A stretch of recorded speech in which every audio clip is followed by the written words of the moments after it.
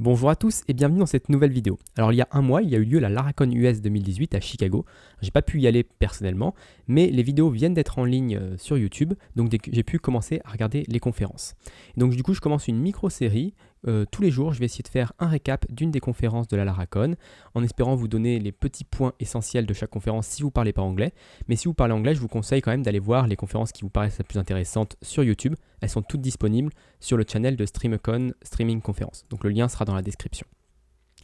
Donc je vais commencer tout de suite cette première vidéo avec la vidéo dans l'ordre. J'aurais aimé faire dans l'ordre, mais la vidéo d'Adam Watan n'est pas encore en ligne. Donc j'espère faire ça plus tard. Quand elle sera en ligne, je ferai bien sûr le récap de cette conférence-là. Donc on va commencer par celle de Frick van der Herten, qui est un Belge, qui code la Laravel Media Library. Donc je ne sais pas si vous avez déjà utilisé.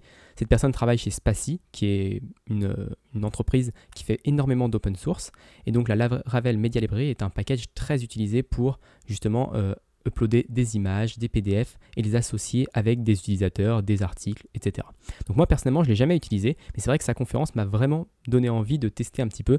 Dès que j'en aurai besoin, je suis sûr que c'est le premier package que j'essaierai de tester. Donc on va commencer tout de suite la conférence. Le premier point qui m'a intéressé vraiment, c'est à ce niveau-là, il a commencé par parler de Custom Image Generators. Donc bon, Laravel Media Library, il a quand même parlé pas mal de, on va dire, des choses de base, hein. Vous pouvez voir la documentation, c'est intéressant, mais bon, c'est vraiment comment on utilise la bibliothèque de manière simple. Donc les choses qui m'ont intéressé, surtout ce Custom Image Generator, surtout qu'il a parlé pas d'image à ce moment-là, il a parlé de PowerPoint.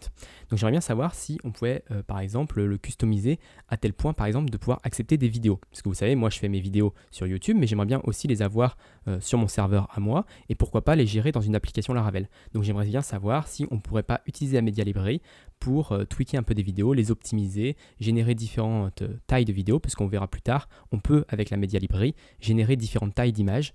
Donc ce serait super cool de pouvoir le faire au niveau des vidéos comme YouTube le fait au niveau des qualités de vidéos. Donc ça c'est quelque chose vraiment qui m'a piqué ma curiosité et que j'aimerais bien tester, voir jusqu'où on peut pousser la bibliothèque à ce niveau-là.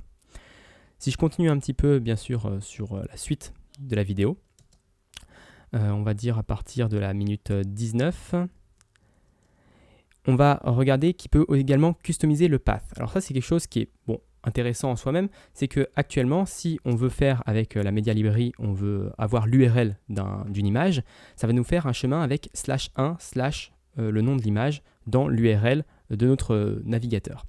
Et ça, c'est quelque chose qui est intéressant, qui est facile à mettre en place, mais qui expose à certaines vulnérabilités. Et je voudrais profiter un petit peu aussi de ces vidéos récap pour parler de sujets un peu extérieurs à Laravel et voilà, au sujet vraiment de la conférence.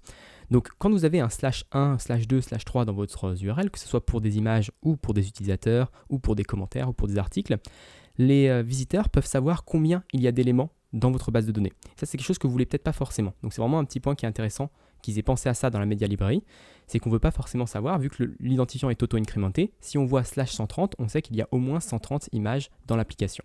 Et donc pour des images, c'est pas très grave, on va dire, mais pour des utilisateurs, ça peut être un avantage concurrentiel, si on est vraiment dans une optique business, etc., de savoir combien son concurrent a d'utilisateurs dans sa base de données, ou d'articles, ou d'éléments comme ça. Donc c'est vrai que c'est quelque chose d'intéressant à prendre en compte quand on crée une application, quelle qu'elle soit, de pouvoir customiser, on va dire, ces chemins pour que ce soit quelque chose qui ne soit pas compréhensible. Donc là, il nous montre comment, avec la Media Library, on peut changer ce /1 par quelque chose d'intelligible, donc un MD5, donc juste une chaîne de caractères aléatoire, et c'est géré parfaitement dans la bibliothèque. Vous avez juste à le mettre une seule fois, et ça pourra être utilisé, toutes les fonctions de la Media Library l'utiliseront. Donc ça, c'est vraiment pratique, et c'est quelque chose qui est important, même en dehors des Media Library. Donc si je continue un petit peu au niveau de la conférence, presque vers la fin, on a commencé à parler de quelque chose qui est très intéressant, que je trouve vraiment génial, qui est le With Responsive Image. Et ça, c'est vraiment la chose qui a été nouvelle, je crois, dans la version 7 de la Media Library, justement. Et cette With Responsive Images, juste en une seule ligne de code, ça permet de générer, on va dire, 10, 15 versions différentes de l'image, et toutes avec une taille, une résolution différente. Alors à quoi ça sert? Ça sert à pouvoir, si la personne est sur mobile, de lui donner une taille d'image plus petite que si elle est sur un écran 4K, Retina ou quelque chose de ce genre-là. Et ça, je trouve ça génial, surtout que ça soit faisable avec une seule ligne de code. On voit vraiment là que l'API de cette bibliothèque est vraiment bien pensée, et c'est vraiment très clair, très simple à utiliser, et on a quelque chose de très puissant au final. Parce que si je vous montre après à quoi ça rend, donc si on va directement à la minute où il montre le blur, Donc là, si on regarde, il va pouvoir générer une image et quand il va reload quand il va reload son navigateur avec la mauvaise 3G, on va voir qu'il y a une image bleurée qui va apparaître. Donc vous avez peut-être déjà vu ça sous Medium. Donc l'image apparaît déjà en flou directement dès qu'on charge la page et ensuite l'image correcte s'affiche. Et ça, je trouve ça génial au niveau de l'expérience utilisateur de pouvoir pas avoir un élément vide ou que l'image qui saute après quand on est sur de la 3G où la qualité n'est pas géniale. Donc c'est vraiment génial de pouvoir l'avoir directement avec une bibliothèque. Surtout que si on vous montre le code, alors je vais d'abord montrer le code HTML qui est derrière ça. Donc c'est ce code-là. Ça utilise des techniques, on va dire, normales d'HTML, un classique. Le SRC7 qui permet de définir plusieurs types d'images. Donc ça c'est pour en fonction de si on est sur mobile ou desktop, on affiche l'image de bonne qualité ou de mauvaise qualité. Et pour le blur, on utilise ce data image SVG base64. Donc en fait, on va inclure dans la page HTML directement l'image en qualité assez mauvaise. Donc c'est vraiment très court, c'est vraiment pas beaucoup de poids dans la requête de base. Et ça évite d'avoir à faire une requête supplémentaire pour obtenir la première image. Donc ça, c'est quelque chose qui est instantanément affiché à l'écran vu que c'est déjà dans la première réponse du serveur.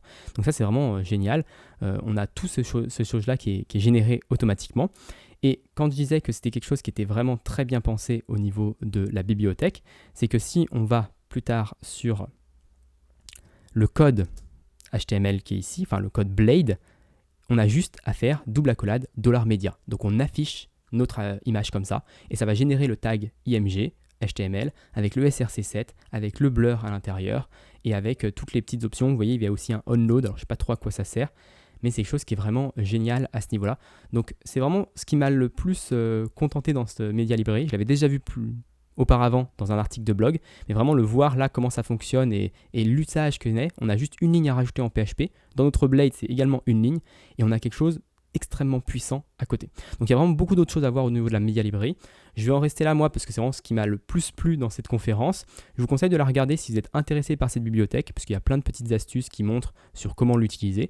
Après, je pense que majoritairement, on peut retrouver toutes les infos qu'il a dit dans la conférence, on peut les retrouver dans la documentation sans trop de problèmes. Donc si vous préférez lire la documentation, c'est parfait aussi. Mais voilà, pensez à Spatie Laravel Media Library si vous avez besoin de gérer des images dans votre application. Vous ne le regrettez pas, je pense. Et du coup, je vous donne rendez-vous demain pour un deuxième récap de notre conférence de la Laracon US 2018.